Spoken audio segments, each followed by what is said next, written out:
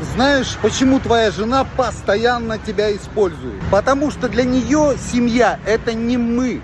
Это система, где все должно быть удобно лично ей. Где жить, куда ехать, с кем общаться и как тратить деньги. Все выстраивается под ее интересы. А ты там кто? Правильно, ресурс.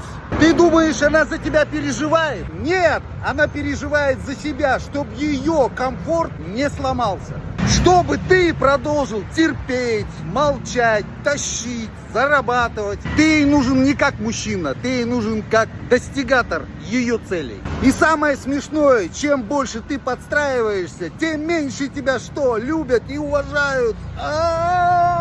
Ты обслуживающий персонал в собственной семье. Хочешь это изменить? Перестань жить по правилам, где тебе не дали даже роль главного героя. Пошли всех! Аху!